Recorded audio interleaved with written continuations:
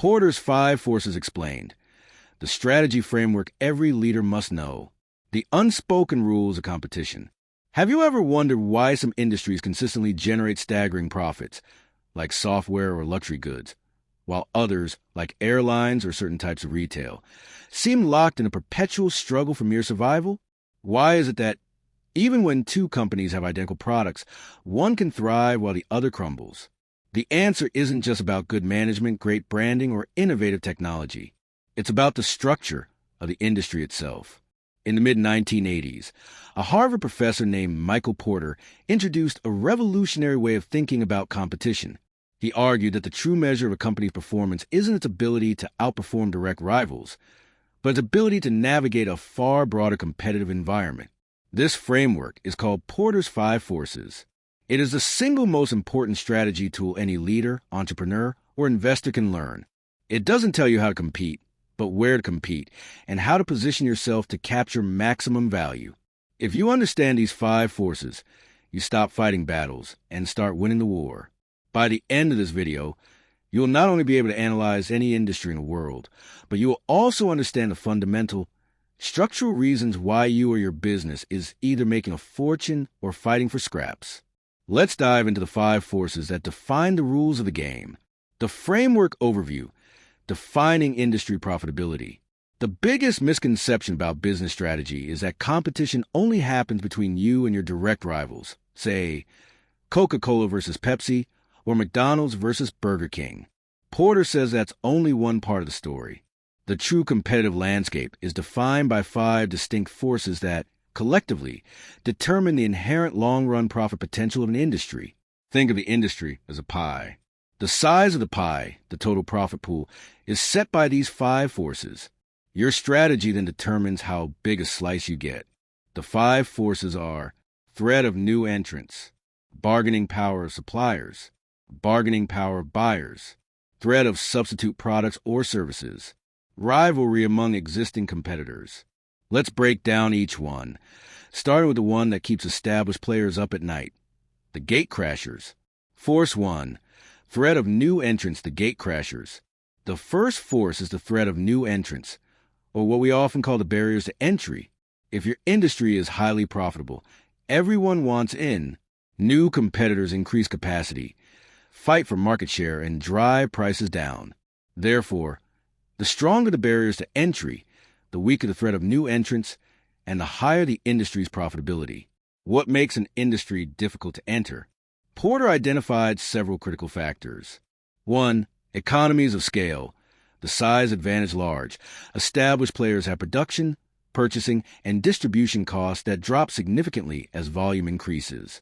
A new entrant, starting small, is immediately at a massive cost disadvantage. Example. Think of the semiconductor manufacturing industry. Building a single fabrication plant, or fab, costs upwards of $15 to $20 billion. The sheer capital requirement is a barrier that essentially reserved the game for a handful of global players like TSMC, Samsung, and Intel. 2. Product differentiation. The loyalty lock. When established firms have strong brand identity, customer loyalty, and proprietary technology, a new entrant faces a massive marketing challenge. Example. Breaking into the luxury car market. A new car maker might offer a technically superior vehicle, but it still has to overcome the century-old emotional and status-based loyalty customers have for brands like Porsche or Ferrari. 3. Government policy and regulation. Sometimes, governments directly restrict entry through licensing requirements, safety regulations, or environmental permits. Global example.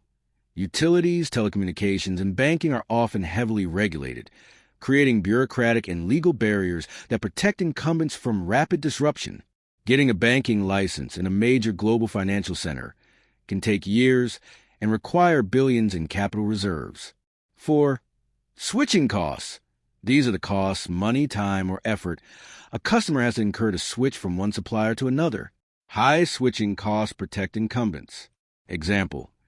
Enterprise resource planning, ERP software like SAP or Oracle. Once a major corporation integrates one of these complex systems, migrating to a new provider is so costly, disruptive, and time-consuming that they effectively become locked in.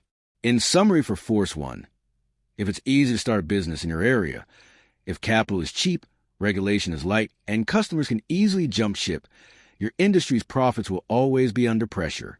The tougher the barriers, the safer your margins.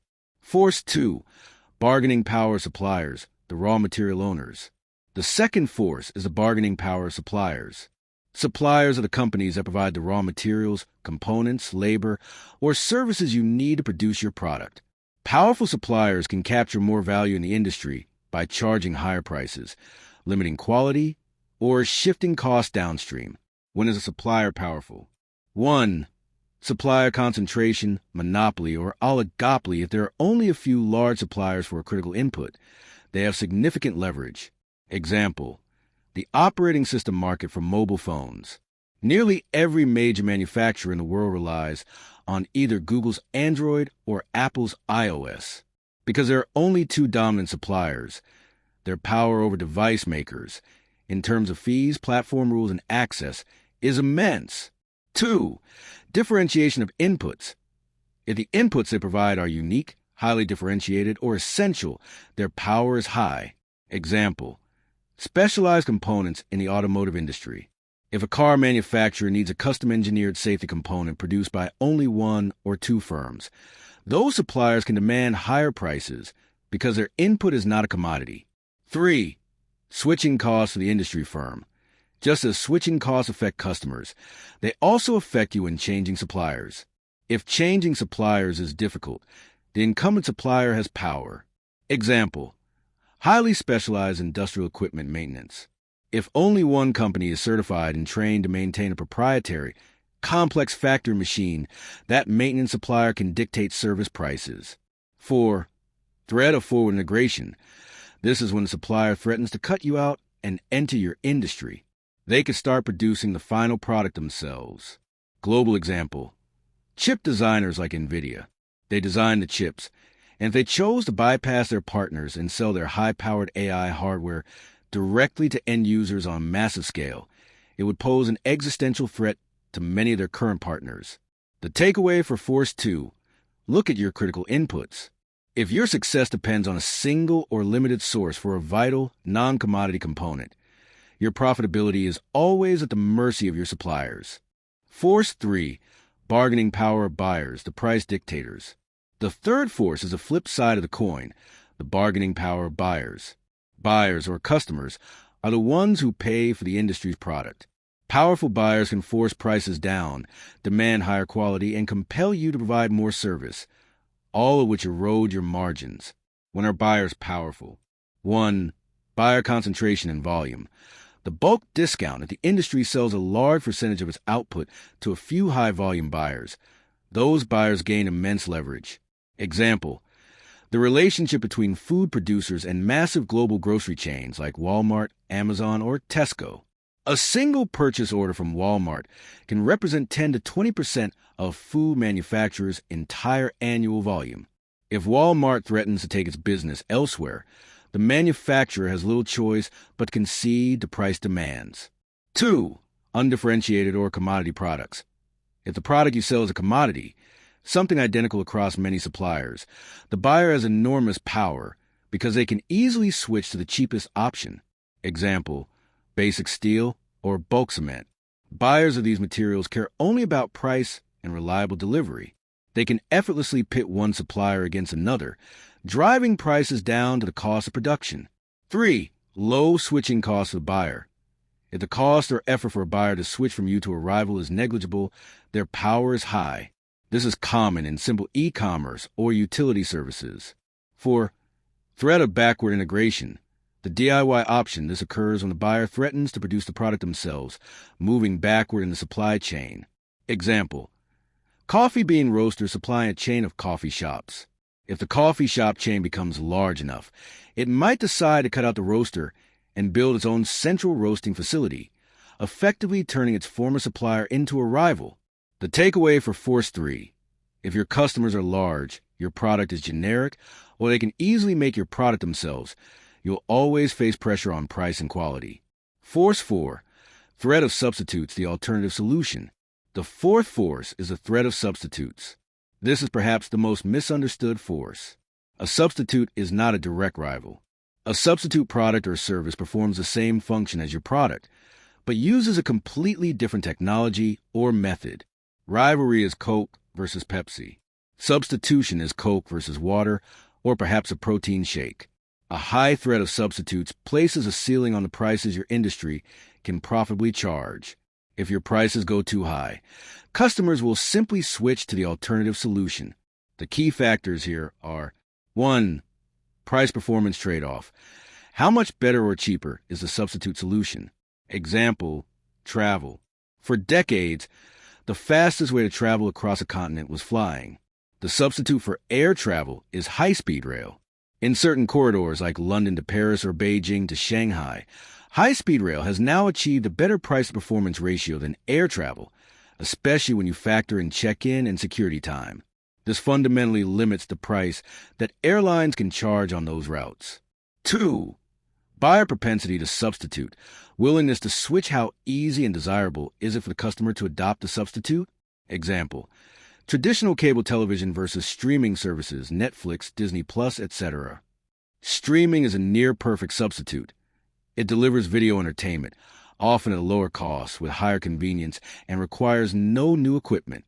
This high propensity to switch has devastated the traditional cable industry's pricing power. The takeaway for Force 4. Always look outside your defined industry. If a completely different product can solve your customer's underlying problem more cheaply or effectively, that product is your ultimate competitive threat. Force 5. Rivalry among existing competitors, the dogfight. Finally, we arrive at the force most people confuse with the entire competitive environment. Rivalry among existing competitors. Rivalry involves actions like price slashing, advertising battles, increased service and product introductions. The intensity of rivalry directly affects industry margins. When rivalry is intense, companies invest more and earn less. What drives rivalry to be particularly intense? 1. High industry exit barriers. These are the economic, strategic, and emotional factors that keep companies competing even when they are unprofitable. Exit barriers prevent players from shrinking or leaving the industry. Example, airlines. They own incredibly expensive, specialized assets, airplanes, that lose value if they sit idle. They often have labor union contracts and massive debt obligations. It is often cheaper for an airline to keep flying, even at a loss, than to shut down and face the massive, immediate cost of liquidation. This leads to perpetual overcapacity and fierce rivalry. 2. Lack of differentiation/slow industry growth. When an industry is growing rapidly, everyone can gain market share without directly stealing it from rivals. When growth slows, the competition becomes a zero-sum game. Example, the global ride-sharing market in mature cities. When Uber and Lyft or Grab and Gojek initially expanded, the market was growing fast. Today, in saturated markets, any gain by one company is a direct loss for the other, leading to continuous, costly promotions, driver incentives, and marketing wars. 3. Competitor diversity. Rivalry is more volatile if competitors have very different strategies, origins, or goals. When a state-owned enterprise competes against a private startup, for example, their risk appetites are completely different, leading to unpredictable, intense behavior. The takeaway for Force 5. Rivalry is driven less by the number of competitors and more by the fundamental economics of the industry. Are companies forced to stay and fight because they can't afford to leave? Conclusion, synthesis, and practical application. So, here's the synthesis. Porter's 5 forces is not a checklist. It's a system of analysis. When you look at a highly profitable industry like high-end luxury goods, you see the forces working in tandem. New entrants, high barriers, brand reputation, distribution. Weak force, substitutes, weak. A counterfeit is not a substitute. Nothing else conveys the same status. Weak force, buyers, weak. Buyers are often fragmented and price insensitive. Weak force, suppliers, weak. Raw materials are often commodities. Weak force, rivalry, low. Competitors respect brand positioning and avoid price wars. Weak force, result, high, sustainable profit margins. Now, consider the low-cost airline industry. New entrants. Low barriers, least plain, simple operations. Strong force. Substitutes. Strong cars, trains. Strong force. Buyers. Strong. Price is often the only factor. Strong force. Rivalry. Intense, high exit barriers. Undifferentiated service. Strong force. Result. Margins are brutally thin and bankruptcy is common. Your job as a leader is to identify which forces are strongest in your industry and then create a strategy to change them. This isn't about being better than your rivals. It's about making the entire competitive landscape less hostile to your success. To continue building your strategic toolkit, be sure to check out our video on Porter's other foundational framework: generic strategies, differentiation, cost leadership, and focus. I'll link that here. If this video helped you look at your industry in a new way, hit the like button and subscribe for more deep dives into business strategy. Let me know in the comments, which industry do you think has the strongest set of 5 forces today?